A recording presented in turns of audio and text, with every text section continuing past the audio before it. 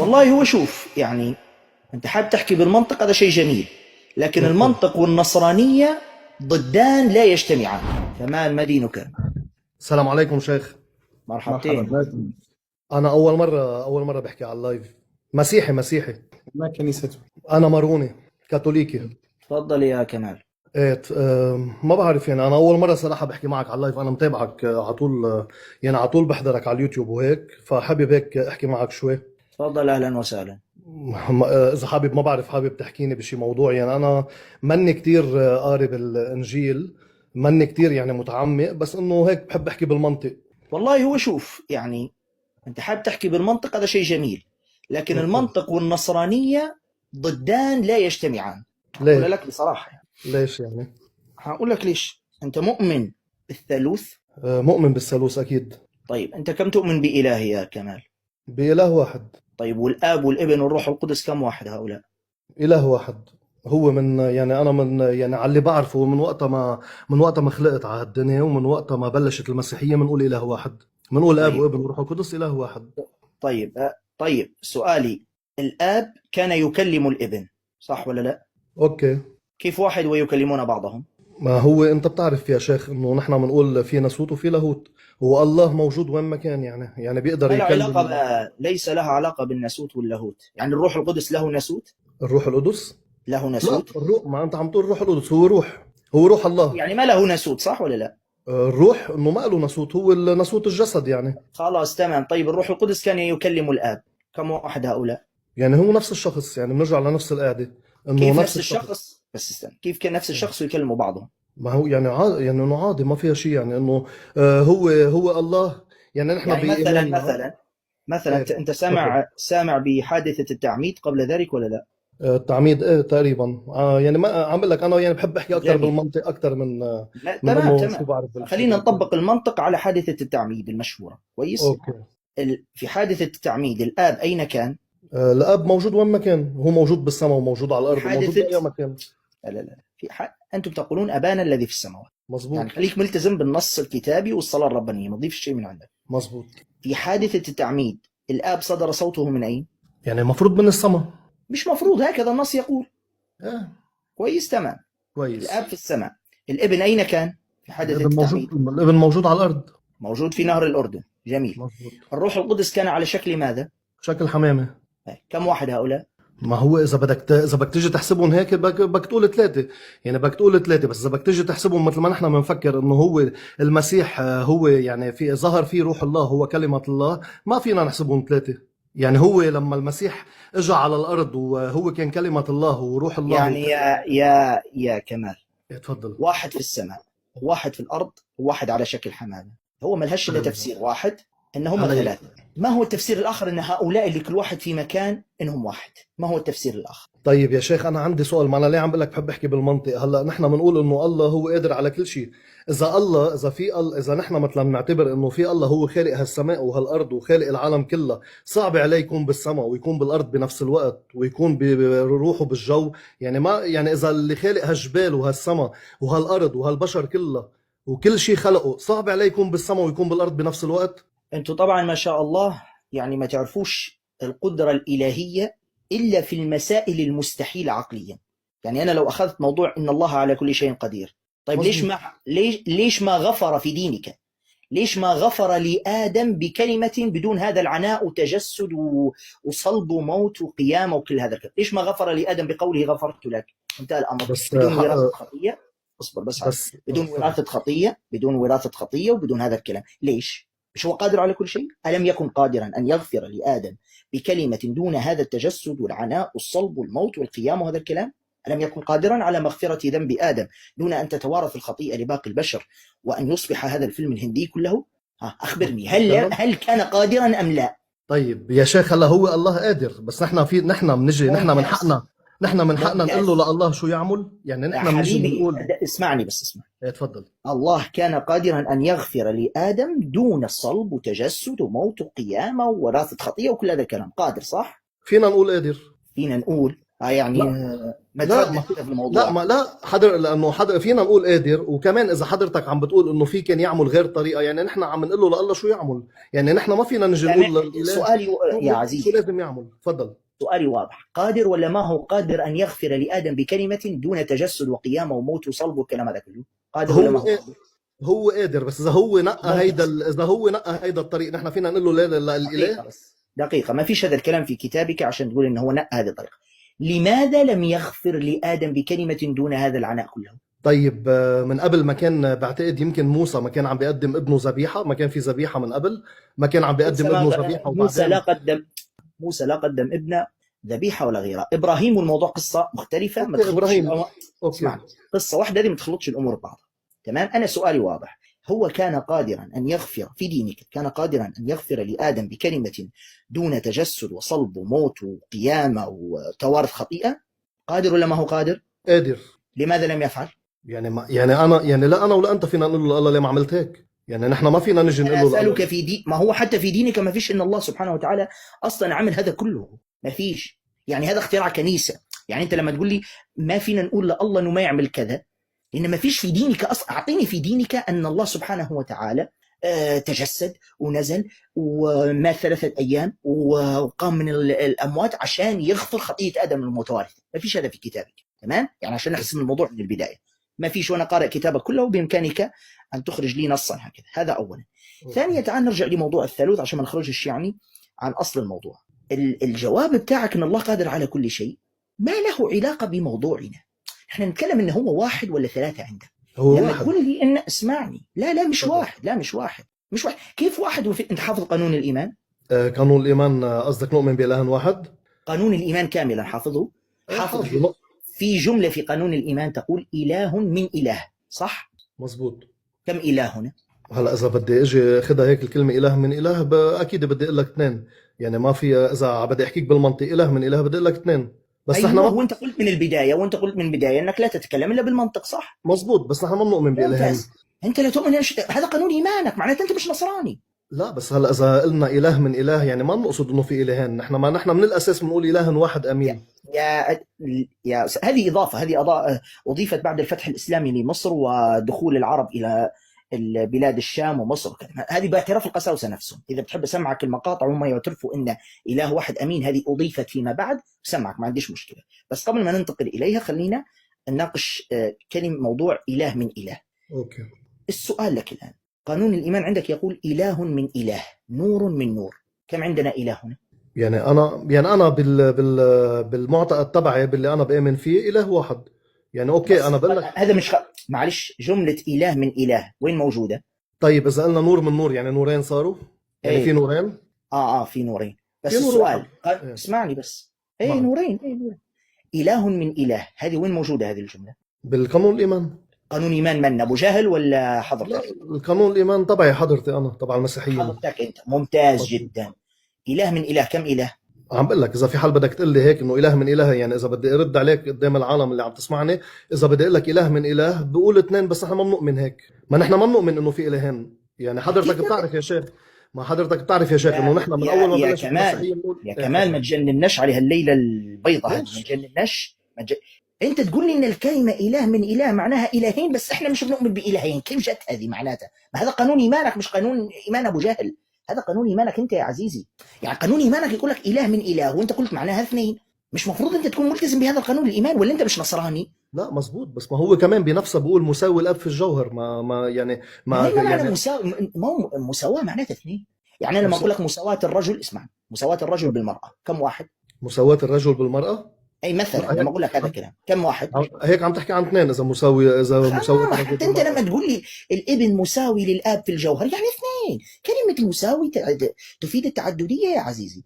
ايه بس هلا انا اذا بدي اجي اقول لك مثلا بالانجيل نحن مثلا شو يعني شو قال المسيح عن حاله، مثلا لما قال انا والاب واحد وانا الطريق والحق والحياه، بقول لك اياهم بكتب لي الانجيل محرف. ده مش هو محرف، بس حتى لو استدلت بهذه النصوص هرد عليك. انا الطريق والحق والحياه، قال المسيح ايه هكذا، صح؟ مزبوط.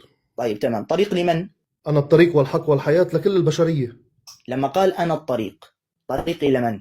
الطريق يعني الطريق لهم لمن يعني يعني ما هو قال انا والاب واحد يعني هو عم بيحكي عنه بس ما هن يمكن يا البشر. كمال، إيه، كمال، تفضل. اهدأ شوية، اهدأ شوية، هادي.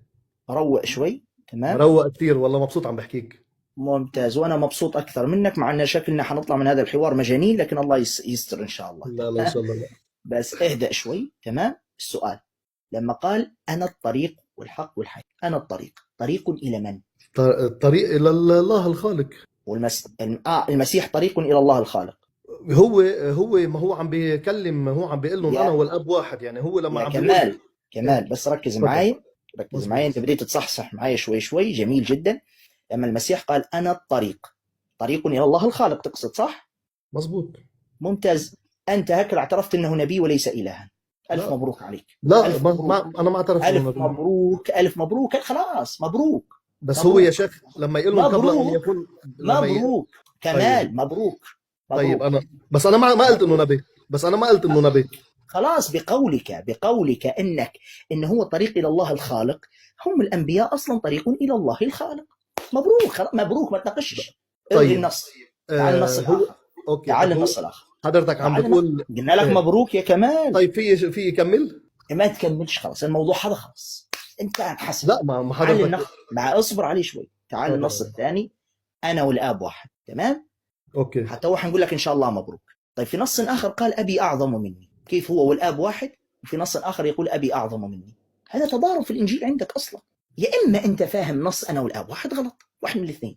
يا اما انه تضارب وتناقض، فهذا يضرب كل الانجيل بتاعك المحرف. يا اما انك تقول ان مفهومك لي انا والاب واحد غلط. فكيف انا والاب واحد في نفس الوقت ابي اعظم مني؟ في النص الاخر نقول مبروك. ممكن احكي؟ تفضل يا. طيب بس حضرتك عم بتقلي انه من شوي انه المسيح هو نبي، بس مين من الانبياء قال انا والاب واحد؟ ومين من الانبياء قال انا الطريق والحق والحياه؟ ومين من الانبياء قال لهم مغفوره خطاياكم؟ مين غفر الخطايا؟ ومين من الانبياء شوي قال شوي انا؟ بس، شوي شوي، انت يعني انت حافظ كم نص؟ لا ما انا دون قلت لك هو اللي بعرفهم يعني. طب اسمعني كمان، تفضل. النقاش العلمي الأكاديمي ليس هكذا. تمام. النقاش العلمي الأكاديمي ليس هكذا، وأنت بتقرأ النصوص غلط على فكرة. كمال أنت مش بتناقش واحد يعني أول أمس أعرف كتابك، أنت بتناقش واحد غرق في كتابك ويرث ما غرق. طلعنا خلينا أنت قرأت النص غلط. أين المسيح غفر الخطايا في كتابك؟ هات لي النص. يعني انا مش ذاكر النص صراحه، بس هو أنت هو قرأته غفر قبل الخطايا. قليل. بس هو غفر الخطايا، انا هيك معلش، بعرف. معلش، أنت قرأته قبل قليل. اقرأ، أعد لي الصيغة مرة أخرى. انا ما عم بقرا شيء، ما في شيء قدامي انا، بس انا بعرف انه المسيح غفر الخطايا. الكلمة التي قلتها قبل قليل في مغفرة الخطايا، أعدها من جديد. اللي قال له المسيح مغفورة لكم خطاياكم، شيء هيك يمكن قلت. ممتاز. اوكي. نعم صحيح، قال للمرأة السامرية مغفورة لك خطايا، صحيح. لكن تعال أعطيك المفاجأة. اوكي تفضل. هل المسيح هنا قال لها مغفورة لك أم قال غفرت لك؟ انا اللي بعرفه مغفورة لك خطاياك. ممتاز. لم يقل لها غفرت لك خطاياك. لغويا هنالك فرق بين العبارتين. في فرق أن أقول مغفورة لك خطاياك وبين أن أقول غفرت لك خطاياك. في فرق بين الاثنين. المسيح في كتابك كلامه دقيق جدا.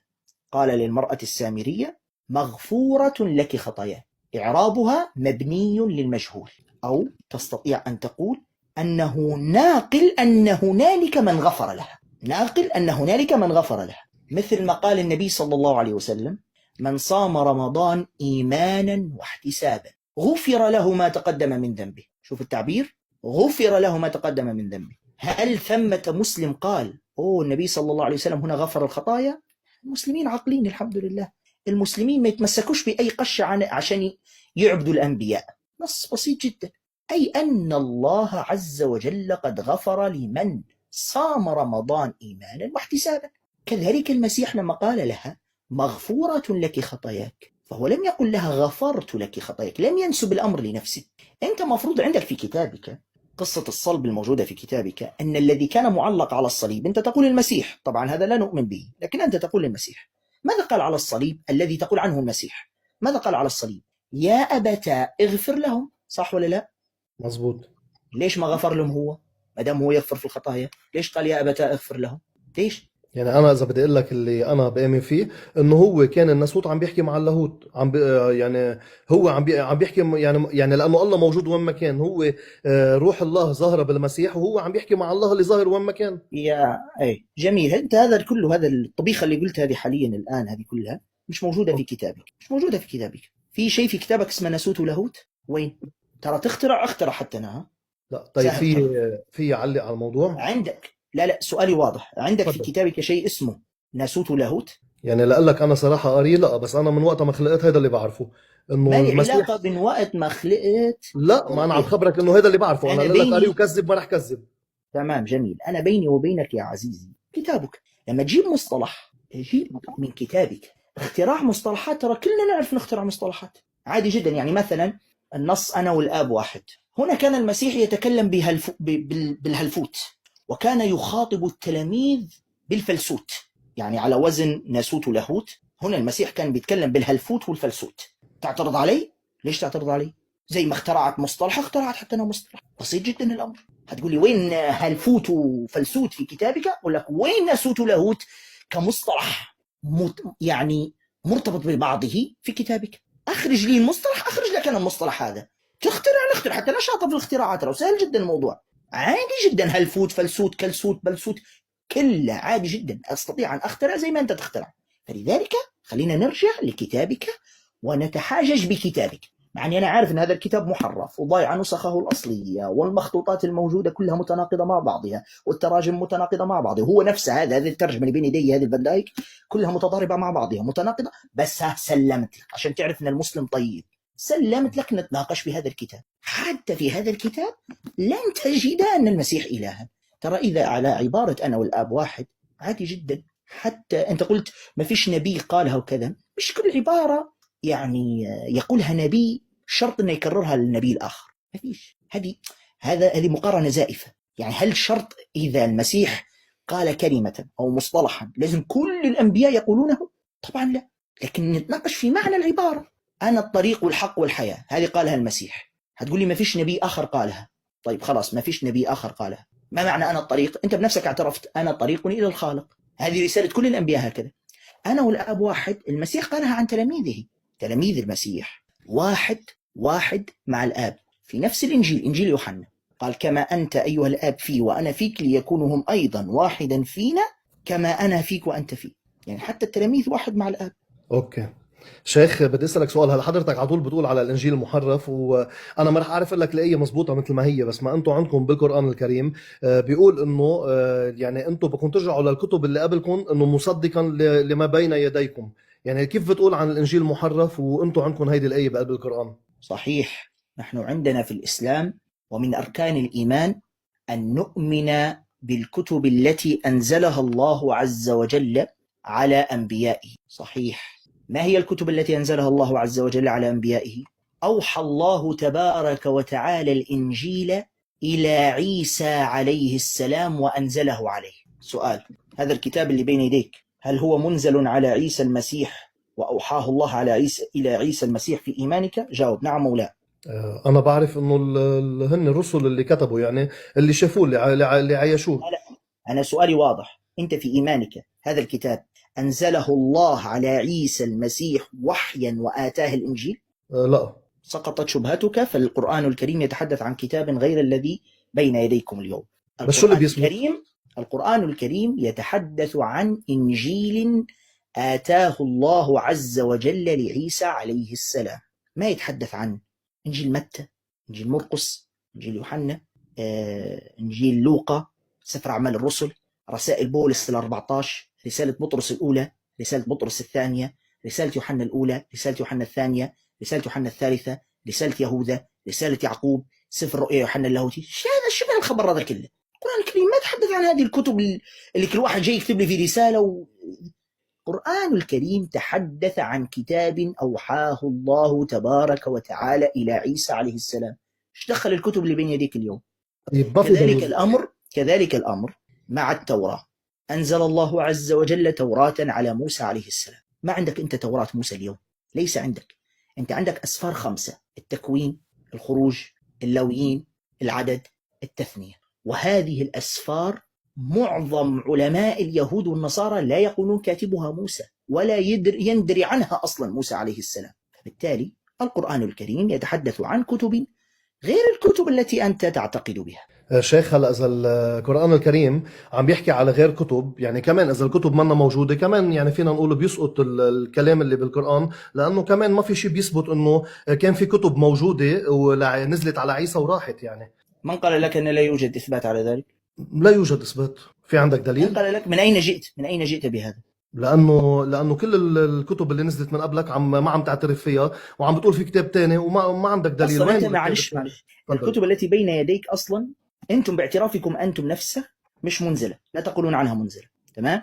أما القرآن الكريم لما يخبر بمعلومة، هو القرآن الكريم أصلا مصدر تاريخي موثوق، فأي معلومة يخبر بها القرآن الكريم هي معلومة صحيحة 100%. لماذا؟ لأن القرآن الكريم كتاب موثوق من الناحية التاريخية بالأدلة والبراهين. القرآن الكريم كتاب موثوق من ناحية المعلومات التاريخية والمعلومات العلمية، موثوق باعتراف غير المسلمين، فكل معلومة يقولها صحيح. أنت الآن لو تعمل مقارنة بين طريقة وصول القرآن الكريم إلينا وطريقة وصول كتبكم إليكم، فضيحة حتكون لكتبك، سامحني فيها العبارة دي، فضيحة. كتابك سيسقط في امتحان التاريخ من أول سؤال. عد عندك كتابك ما فيش فيه مخطوطات أصلية، ضايعة، ولا لا تملكون مخطوطة واحدة أصلية. اللغة الأصلية لكتابك ضايعة، يعني كل المخطوطات اللي موجودة هي مخطوطات يونانية، ومفروض كلام المسيح، لغة المسيح كانت الأرامية وليس اليونانية، وما فيش ولا تلميذ كان يونانيا أصلا. حتى تلاميذ المسيح اللي مفروض تنسب إليهم هذه الأناجيل هم ما كانوش يونانيين أصلا. يعني هل متى ويوحنا كانوا من اليونان؟ لا، ما كانوش يونانيين، كانت لغتهم عبرية أصلا. المخطوطات المتوفرة اليوم في كتابك اللي هي أقدم مخطوطة، التي هي السينائية، تعود إلى القرن الرابع الميلادي، يعني في انقطاع بينها وبين المسيح عليه السلام أكثر من 300 سنة. وهذا طبعا يعني حتى الحديث المكذوب الموضوع عندنا في الإسلام فيه سند أصح من كتابك. أقدم مخطوطة لكتابك هي المخطوطة السينائية، تعود إلى القرن الرابع الميلادي، تمام؟ وكل المخطوطات المتوفرة بين أيدينا اليوم لكتابك أصلا متناقضة مع بعضها وتختلف عن بعضها. المخطوطة السينائية تختلف عن المخطوطة الفاتيكانية، تختلف عن المخطوطة السكندرية، تختلف عن مخطوطة واشنطن، تختلف عن جميع المخطوطات. تجد نصوص موجودة في هذه المخطوطات، نصوص مش موجودة في تلك المخطوطات. هذا غير التناقضات والأخطاء الحسابية الموجودة في داخل كتابك أصلا بنسخه المترجمة اليوم. أخطاء وتناقضات لا يقع فيها، سامحني في هذه الكلمة، يعني لا يقع فيها طفل صغير. طفل صغير لا يقع فيها. يعني أنا لو أريك الآن تناقضات في كتابك والله الطفل الصغير لا يقع فيها يا كمال. تحب أريك هذه الأخطاء يعني حتى تقتنع؟ هلا بدي اسالك سؤال. هلا حضرتك من قبل يعني جاوبني بس جاوبني. ما انا في اشياء ما بعرف فيها، ما راح يعني ما راح فوت فيها، انا ما بعرف فيها. طب لحظة بس، هل ترغب أن أظهر لك التناقضات التي لا يقع فيها طفل صغير في كتابك الذي تسميه بالمقدس؟ يعني ما عندي مشكل، وبدك في احكيك غير مرة تظهر لي اياهم، ما عندي مشكل. بس انا هيك حابب احكيك على موضوع حضرتك لما حكيت من شوي عن السيد المسيح، لما قلت ألا مغفورة لك خطاياك، ما قال انه انا غفرت لك خطاياك، بس انه يعني انتم مثلا انا ساعطيك هدية، هدية يا كمال، ساعطيك كمل هدية بس تفرح. الجملة، تفضل. بس هدية، الهدية تابعة لهذا الحوار.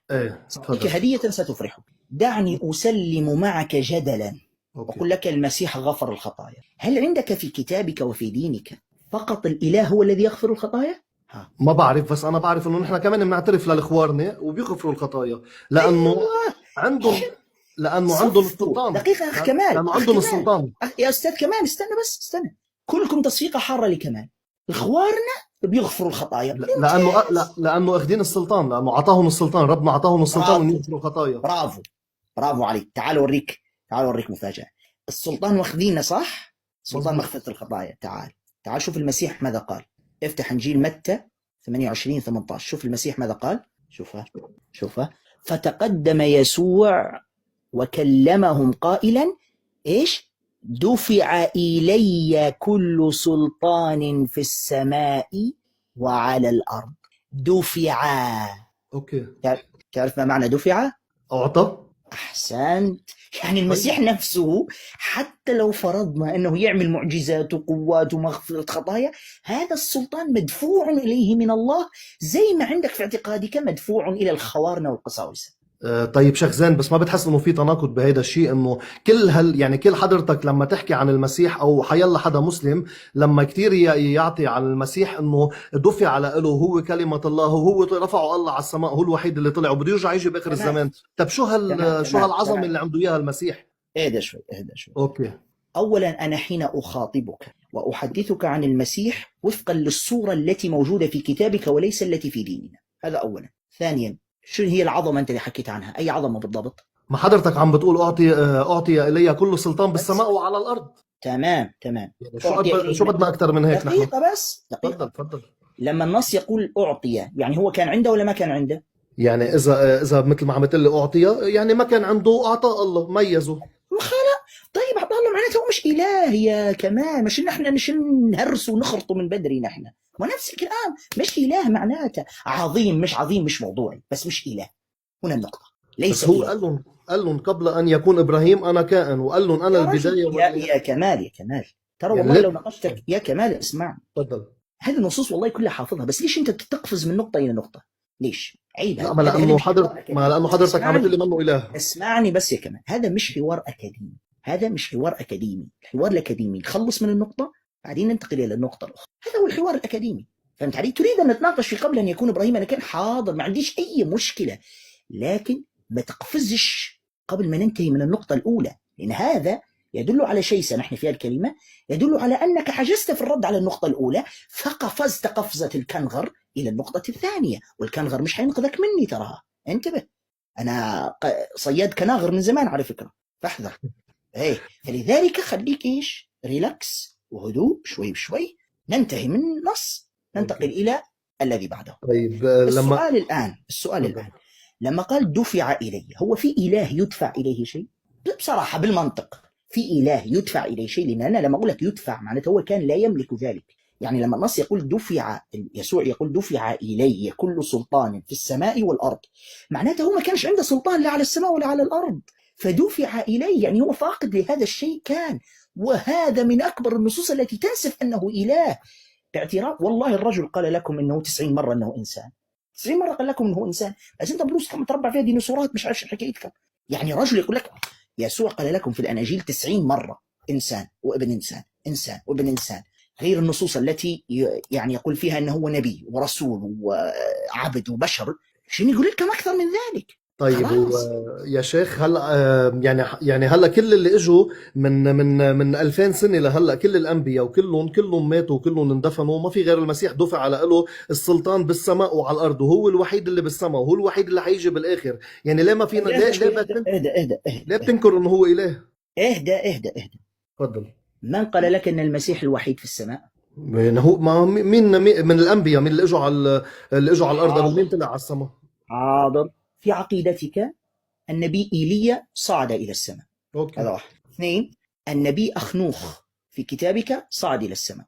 اوكي، بس ما دفع له سلطان على بالسماء ولا بالارض. انت مش عارف معنى دفع ولا كيف يا كمال، ما تتحرقش دمي الله يهديك. دفع يعني كان يملك هذا السلطان ولا ما كان يملك؟ ما كان يملك طيب والله هل في إله، استنى قف على هذه، في إله انه ما يملك شيء؟ ها جاوبني كويكلي، في إله كان ما يملك شيء؟ ما هو نحن ما بنقول انه هو اله ما كان يملك شيء، نحن بنقول انه هو الله. يا كمال سؤال واضح. دفع إليه هذا السلطان، أنت قلت هذا السلطان لم يكن عنده، هذا السلطان لم يكن عنده، ممتاز. حين لم يكن عنده كان إلها؟ حين لم يكن عنده السلطان كان إلها؟ إيه.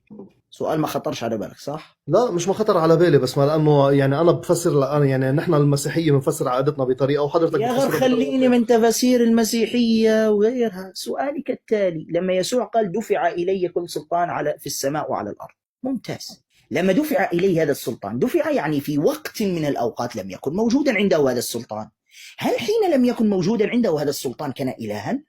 إذا بدي رد عليك بالكتاب تبعي إنه بدي أقول لك إيه، لأنه أنا قال قبل أن يكون إبراهيم أنا كائن، يعني وهو قال حننتقل والله حننتقل لهذا النص. لا ما أنا بدي رد عليك بهذا الجواب. حننتقل لهذا النص. أنا سؤالي واضح يا كمال، نعيد لك السؤال. أنا عادي مدرس ومتعود على إعادة الدرس وإعادة السؤال، وعادي متحملك، ما تخافش حبيبي. تخافش. أهلا وسهلا بك. هكرر السؤال مرة و100. لما يسوع قال دفع إلي كل سلطان في السماء وعلى الأرض، كلمة دفع إلي كل سلطان يعني هذا السلطان لم يكن عنده، صح؟ لنقول ما كان عنده. أوكي. ما تقوليش لنقول، الكلمة تعني دفع يعني لم يكن عنده. بس يا شيخ هلا نحن يعني نحن كلنا كمال لا كمال انت اول ما دخلت مزبوط. قلت انك انت بتتكلم بالمنطق، مزبوط. صح ولا مش صح؟ بالمنطق لما انا اقول لك دفعت اليك بهذا الكتاب، هل كان عندك هذا الكتاب قبل ان ادفعه اليك؟ لا. ممتاز. لما قال دفع الي كل سلطان يسوع، كان عنده هذا السلطان قبل ان يدفع اليه؟ على حكيك لا. على اذا مثل ما عم بتقول مثلا دفع الي، لا في يقول لك لا. بس شيخ يعني نحن هلا، ما انا اذا بدي احكيك بالمنطق، يا شيخ. كمال ايه تفضل. ترى حتاخذ ذنب لو جلطت 14,000 واحد، حتاخذ ذنب، حرام عليك. في 7 مليون. يا كمال، ايه تفضل. سؤالي واضح. حين دفع إليه هذا السلطان، تمام، حين دفع إليه هذا السلطان، هل كان عنده هذا السلطان قبل أن يدفع إليه؟ لا. ممتاز، يا رب تستمر على هذا المنطق. الآن بما أنه لم يكن عنده هذا السلطان، هل أثناء لم يكن عنده هذا السلطان كان إلها؟ اذا بدي ارجع للكلمه اللي قلت لك اياها من شوي، انا اقول لك ما عندكش الا اجابتين. يا اما تقول انه نعم، حتى لو لم يكن، حتى حين لم يكن عنده سلطان كان الها، فاذا اله بلا سلطان لا على الارض ولا على السماء، يعني اله في شيء، تعريفك انت في شيء على الفاضي، ما ينفعش. لان الاله سبحانه وتعالى الحقيقي يكون عنده سلطان على كل شيء، تمام، بقدرته الذاتيه، ما فيش حد دفعه اليه، تمام.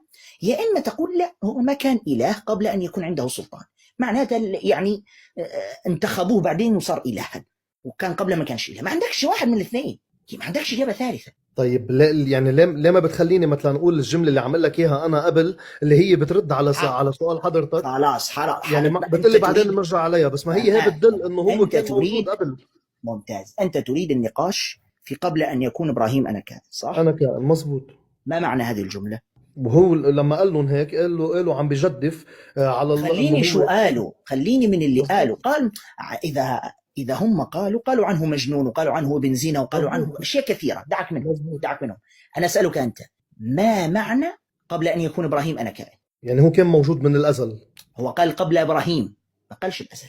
ايه قال ما هو عندك، خليك ملتزم، اسمعني، خليك ملتزم بالنص. مزبوط. تمام، ايوه، النص ماذا يقول؟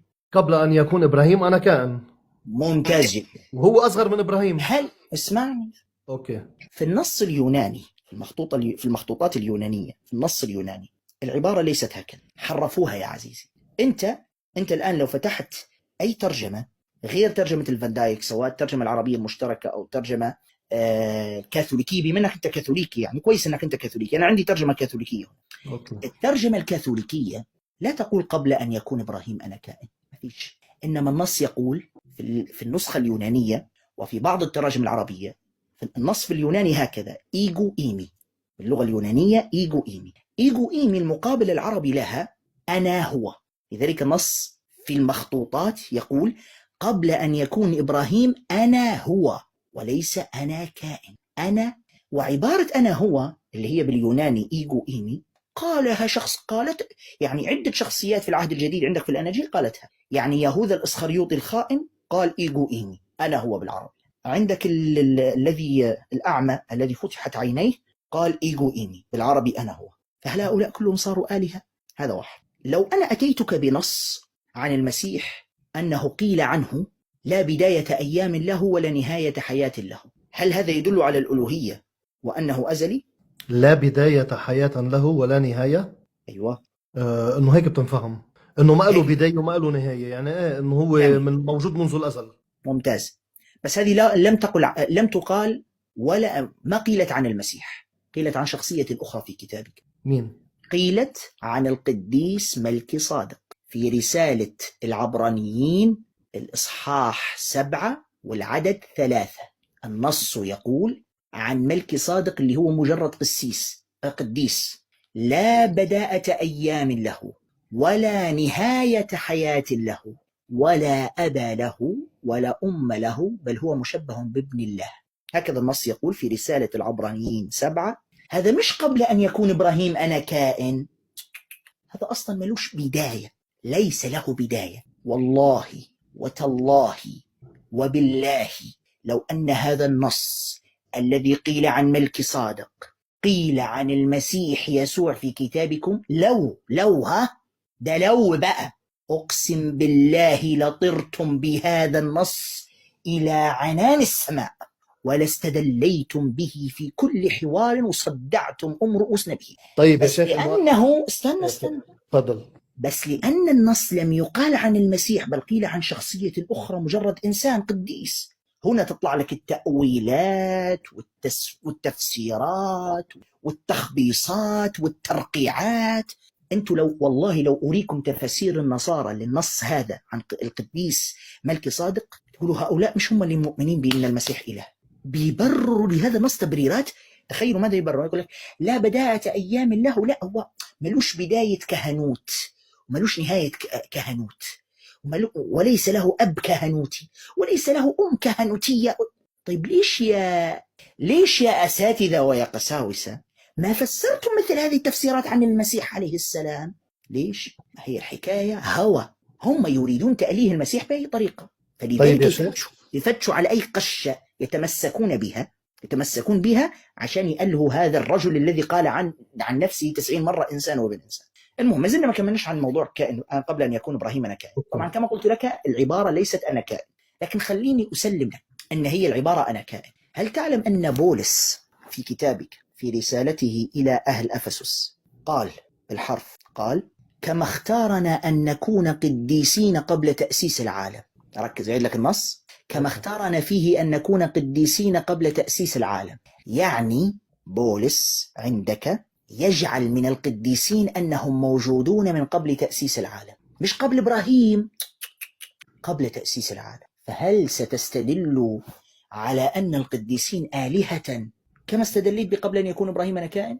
يلا رد لي على هذه النقطة. اوكي، هلا ممكن يكونوا القديسين موجودين من قبل بدايه العالم، ما بعرف يعني، لا انا بعرف شو في فوق ولا حضرتك بتعرف شو في فوق، ما حدا بيعرف شو في، يعني ممكن يكونوا موجودين بس ما حدا من القديسين قال انا، يعني ما حدا من القديسين قال انا والاب يا كمال اتفضل. بولس قديس ولا ما هو قديس؟ قديس. كان موجود قبل تأسيس العالم؟ لا انا بعرف ولا حضرتك بتعرف، مين بيعرف؟ ما مين بيعرف هالكون؟ ما هالكون مين بيعرف شو في فوق وشو في بال بولس متى ولد؟ ما بعرف امتى ولد. بعد المسيح. اوكي. كيف موجود قبل تأسيس العالم؟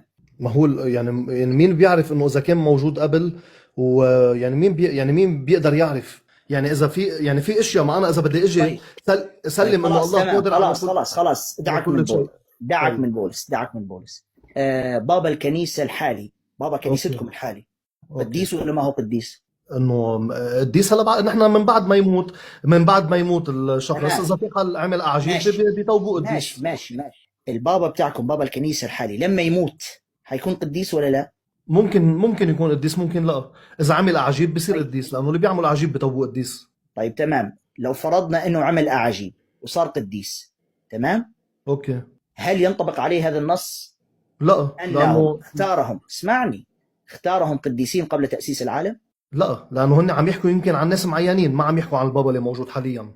هو قديس بس قديس لعصرنا هيدا.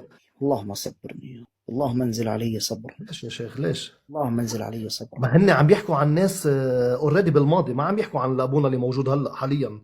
هيدا ابونا اللي موجود حاليا هيدا بزمننا هلا اللي نحن فيه. صح. طيب لما بولس قال كما اختارنا، هو يتكلم عن من هنا؟ شو ممكن بس تعطيني الجملة كاملة؟ النص يقول كما اختارنا أن نكون فيه قديسين. أوكي. قبل تأسيس العالم. اختارنا، يتكلم عن نفسه وعن أهل زمانه من كما اختارنا، مين اختاروا؟ الله اختاروا، عن الله عم يحكوا. تمام، قبل تأسيس العالم. كيف تم اختياره قبل تأسيس العالم وهو ليس موجودا قبل تأسيس العالم؟ ما هو يمكن يكون موجود وأنا وأنت ما عارفين. يعني بولس موجود قبل تأسيس العالم. يعني ما في شيء بأكد وما في شيء بينفي. تمام يا كمال، تصبح على خير. بس عندي سؤال شيخ، لا خليه مرة ثانية. خلاص أنا والله استمر معي 5 دقايق احتمال ندير فيك مصيبة. خلاص كويس، ده كده مر على الحوار 1.5 ساعة. الحمد لله إن الجلطة ما أصبنا بها ولله الحمد، والمرارة ما زالت في مكانها، اللهم لك الحمد. تبيني نتحملك أكثر؟ انت تحمد ربي، يعني مش عارف اي رب من الثلاثه حيحمدهم لانه يعبد ثلاثه، لكن خلينا نقول تعبد، يعني تحمد الله سبحانه وتعالى الحقيقي اني تحملتك الساعه ونص دي بس لانك محترم، والله هذا لذلك السبب يعني تحملتك، لكن صدقني والله لن تجد احدا يتحملك بالذي تحملته به، مستحيل.